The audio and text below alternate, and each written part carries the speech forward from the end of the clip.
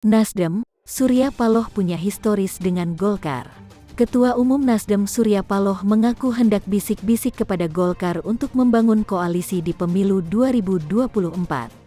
Pertemuan antara ketua umum kedua parpol sudah kerap dilakukan dalam berbagai hal.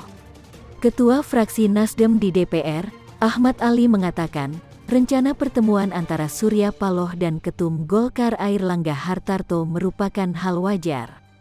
Menurut dia, keduanya pun kerap bertemu membahas banyak hal, termasuk politik. Kalau ketum saya Pak Surya dengan Golkar memang tidak bisa pisahkan secara historis.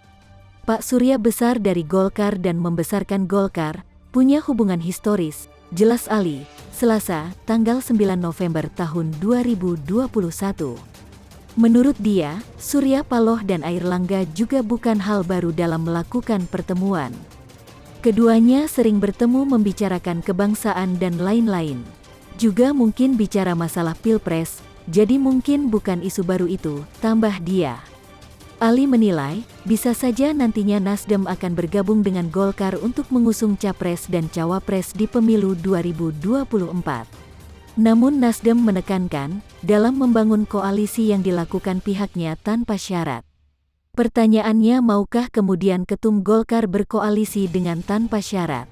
Upamanya Nasdem mau bentuk koalisi partai menghadapi Pilpres dengan tidak mempersyaratkan kader Nasdem harus menjadi apa-apa, betul-betul koalisi kepartaian untuk kepentingan bangsa, tegas Ali lagi. Menurut dia, bicara koalisi harus dilakukan dengan serius. Sebab, koalisi nantinya harus melahirkan pemimpin yang benar-benar diharapkan rakyat pada pemilu 2024.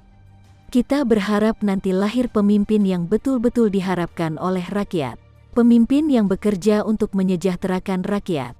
Sejatinya itu cita-cita partai politik, katanya. 3 poros di Pilpres 2024. Pengamat politik Universitas Islam Negeri, UIN, Jakarta Gun Gun Herianto menilik kemungkinan pertarungan 3 poros di pemilihan presiden 2024, diantaranya poros PDI Perjuangan Gerindra melawan Golkar Nasdem. Gun Gun melihat pergerakan aktor-aktor partai politik memiliki kecenderungan akan terdapat 3 poros di Pilpres. Kemungkinan, poros pertama akan diisi PDIP dan Gerindra. Poros kedua, Nasdem, Golkar, dan PKS.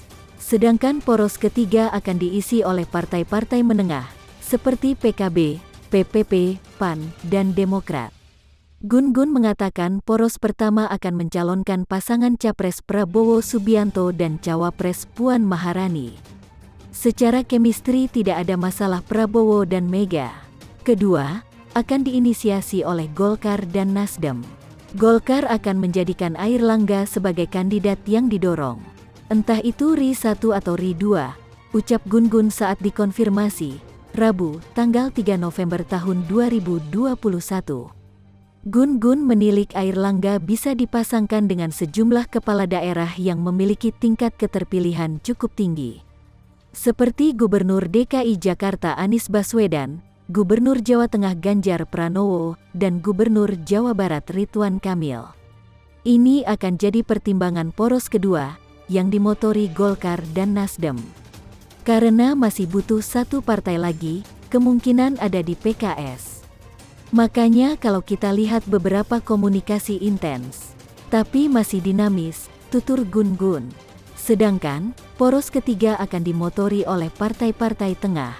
Namun, menurut Gun Gun, butuh sosok atau figur yang bisa diterima oleh semua partai. Yang paling penting soal skema masing-masing partai, keuntungan untuk kekuasaan di kemudian hari, ucap Gun Gun. Pengajar di Universitas Muhammadiyah Jakarta, UMJ, ini juga melihat mulai munculnya nama-nama tokoh politik yang kemungkinan akan maju di Pilpres. Dia mencontohkan, nama Airlangga dimunculkan ke publik untuk menggerakkan mesin partai berlambang pohon beringin tersebut. Partai Golkar memunculkan nama Airlangga untuk menggerakkan mesin partai, supaya punya soliditas. Dia menjadikan Pilpres terakhir pelajaran berharga, ketika tidak ada sosok nama, kecenderungan mesin partai itu geraknya lambat, kata Gun Gun.